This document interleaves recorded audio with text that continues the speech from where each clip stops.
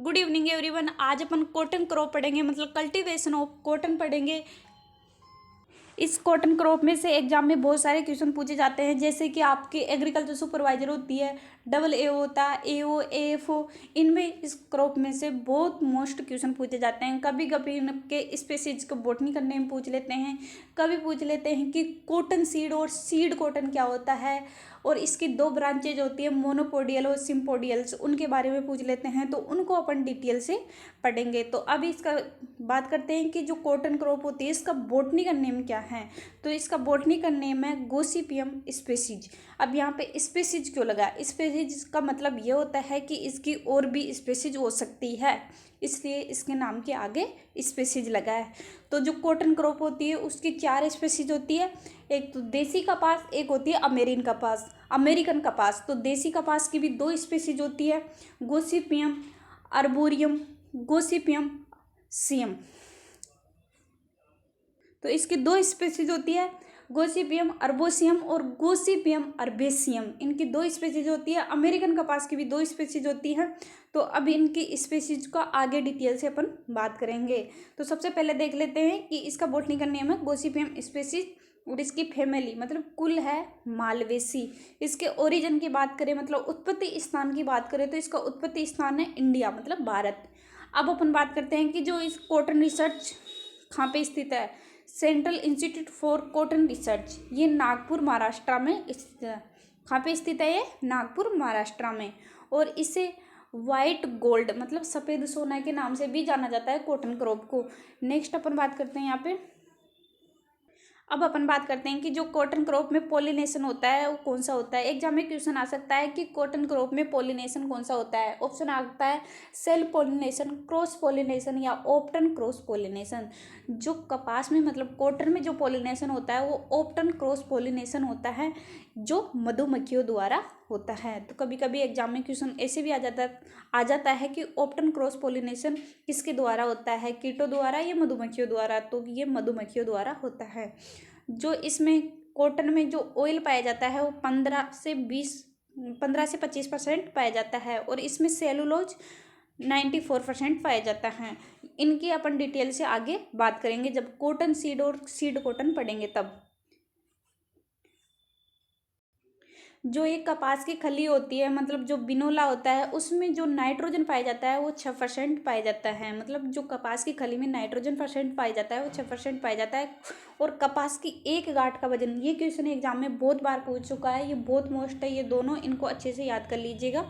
कपास की एक गांठ का वजन होता है 170 kg, और जूट की एक गांठ का वजन होता है 180 kg। कपास का 170 kg और जूट का 180 kg। और इसमें कपास में एक क्रिया होती है गिनिंग, जिसे जिनिंग भी कहते हैं। ये मतलब रेशा को बिनोला से अलग करते हैं, ये रेशा और बीज को अलग अलग करते हैं, उसे जिनिंग कहते हैं। और इसका अनुपात होता है 33%। वीडियो के आगे इसकी डिटेल से बात करेंगे। नेक्स्ट अपन पढ़ेंगे कि ये कॉटन क्रॉप है, ये डे नेचुरल प्लांट है, मतलब इसमें प्रकाश का कोई भी प्रभाव नहीं पड़ता है, डे नेचुरल प्लांट है। नेक्स्ट अपन बात करते हैं, जो कपास के लंबे रेशे को लिंट कहते हैं और छोटे रेशे को फज कहा जाता है। जैसे कि ये कपास का बीज है, इसमें ये बड़े बड़े होते हैं, ये लंबे रेशे होते हैं, और इनके बीच में ये छोटे छोटे होते हैं, इनको फज कहते हैं। और ये बड़े बड़े रेशे होते हैं, इनको लिंट कहते हैं। और ये जो छोटे छोटे होते हैं इनको क्या कहते हैं? फज कहते हैं। नेक्स्ट अपन बात करें कि कपास के पौधे से जो सूत प्राप्त होता है वो कौन से भाग से प्राप्त होता है। तो ये कपास के पौधे से जो सूत प्राप्त होता है वो फ्रूट से प्राप्त होता है। ये RS की प्री में पूछा गया क्वेश्चन है। आप हमारे चैनल को सब्सक्राइब नहीं किए तो सब्सक्राइब कर लीजिएगा और अपने फ्रेंड्स के पास शेयर कीजिएगा। जो कॉटन क्रॉप की हाइब्रिड वेराइटी होती है उनमें रेशा की मात्रा बीजों से अधिक होती है। मतलब जो हाइब्रिड वेराइटी होती है उसमें रेशा की मात्रा बीजों से अधिक होती है, मतलब रेशा की मात्रा अधिक होती है। अब पढ़ेंगे कॉटन क्रॉप का क्लासिफिकेशन। अब अपन पढ़ेंगे कि कॉटन का क्लासिफिकेशन। अब इसमें क्लासिफिकेशन 2 प्रकार से किया गया है, एक तो है देसी कपास और एक है अमेरिकन कपास। तो देसी कपास डिप्लोइड होती है और अमेरिकन कपास टेट्राप्लोइड होती है।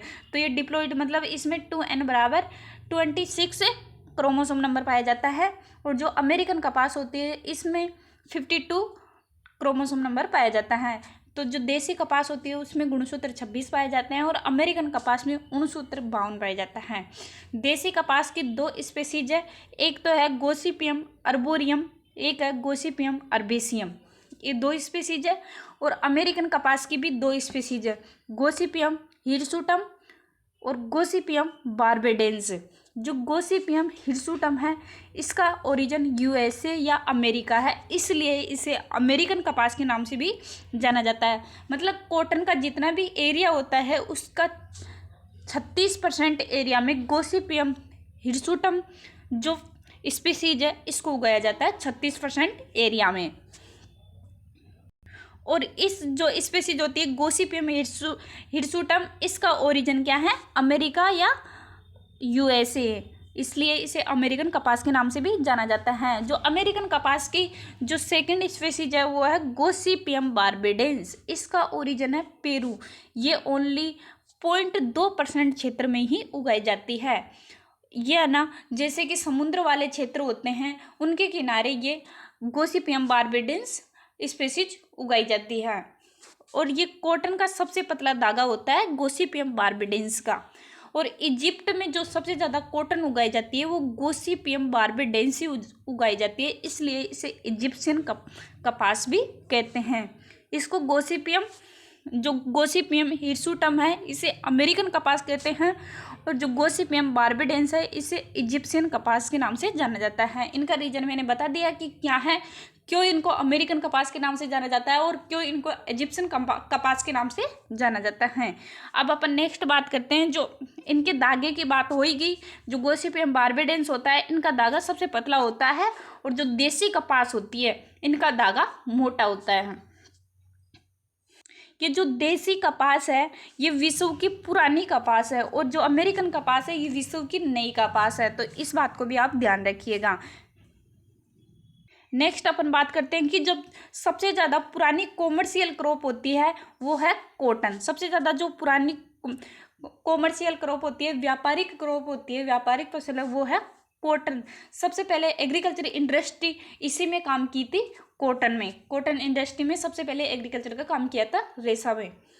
नेक्स्ट अपन बात करते हैं कॉटन की जो ब्रांचेज के बारे में। कॉटन की 2 ब्रांचेज होती है, मतलब 2 ब्रांचेज होती है, मोनोपोडियल और सिम्पोडियल्स। मोनोपोडियल को वेजिटेटिव ब्रांच भी कहते हैं और सिम्पोडियल को रिप्रोडक्टिव ब्रांच भी कहते हैं। ये बात आप ध्यान रखिएगा। कॉटन की 2 ब्रांच होती है, मोनोपोडियल और सिम्पोडियल। मोनोपोडियल को वेजिटेटिव ब्रांच भी कहा जाता है और सिम्पोडियल को रिप्रोडक्टिव ब्रांच भी कहा जाता है। अब अपन इसके एक डायग्राम के माध्यम से समझेंगे कि मोनोपोडियल किसे कहते हैं और सिम्पोडियल किसे कहते हैं। ये मैंने कॉटन का डायग्राम बनाया है। अब इस डायग्राम में आप देख सकते हैं जो इसकी रूट है ये टेप रूट सिस्टम है। इसकी रूट ऐसे हैं, तो ये है टेप रूट सिस्टम। इसकी रूट जो मुख्य शाखा होती है उससे निकल रही है, तो इसे बोलते हैं टेप रूट सिस्टम। जो ये रूट होती है ये बहुत गहरी होती है, और जो जितनी भी लेगुमिनेसी क्रॉप होती है उनमें भी टेप रूट सिस्टम पाया जाता है, और ये बहुत मजबूत होती है ये रूट। अब बात करते हैं मोनोपोडियल और सिम्पोडियल की। जो यहाँ पे ये शाखा है इनसे कुछ भी फ्रूट नहीं निकल रहा, तो ये है मोनोपोडियल। ओनली वानस्पतिक शाखा है, इसे कहते हैं मोनोपोडियल। और जो इसका ये फ्रूट है तो ये मतलब मुख्य शाखा से शाखा निकल रही है, उसके बाद में एक और शाखा निकल रही है, उससे निकल रहा है ये विनोला। जो इसका फ्रूट होता है ये उससे निकल रहा है, तो इसे बोलते हैं सिम्पोडियल या वेजिटेटिव ब्रांच। ये बात आपको समझ में आ गई है। आप हमारे चैनल को सब्सक्राइब नहीं किया तो सब्सक्राइब कर लीजिएगा और अपने फ्रेंड्स के पास शेयर कीजिएगा। अब अपन बात करते हैं कि कॉटन फाइबर क्या होता है। अब अपन यहाँ पे एक कॉटन का सीड लेते हैं। ये क्या है, कॉटन का सीड है। अब इसमें जो ये निकल रही है इसे कहते हैं कॉटन फाइबर, और इसे ही लेंट कहते हैं। जो ये लंबी लंबी निकल रही है इसे कॉटन फाइबर, लिंट व इसे रेशा कहते हैं हिंदी में।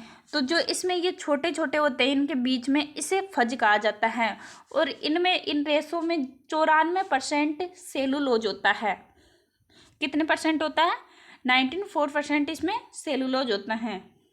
अब इस सीड में जो ये रेसे होते हैं, मतलब फाइबर और सीड, ये तो सीड है, जैसे कि ये सीड और फाइबर, मतलब जो सीड तो ये बच गया और ये फाइबर है, ये दोनों होते हैं, तो उससे बोलते हैं सीड कॉटन।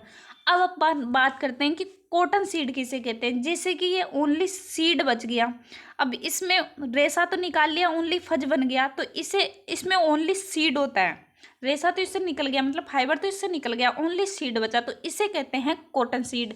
ये बात आपको समझ में आ गई कि सीड कॉटन और कॉटन सीड किसे कहते हैं। एग्जाम में क्वेश्चन पूछ लेते हैं कि सीड कॉटन और कॉटन सीड में, मतलब इनमें क्वेश्चन आपको घुमा फिरा के कैसे भी पूछ सकते हैं। अब ये इनकी गिनिंग परसेंटेज होती है, मैं आपको गिनिंग परसेंटेज पहले बता दी थी कि 33% होती है, तो इनकी गिनिंग परसेंटेज होती है, अलग अलग स्पीशीज की अलग अलग इनकी परसेंटेज निकलेगी।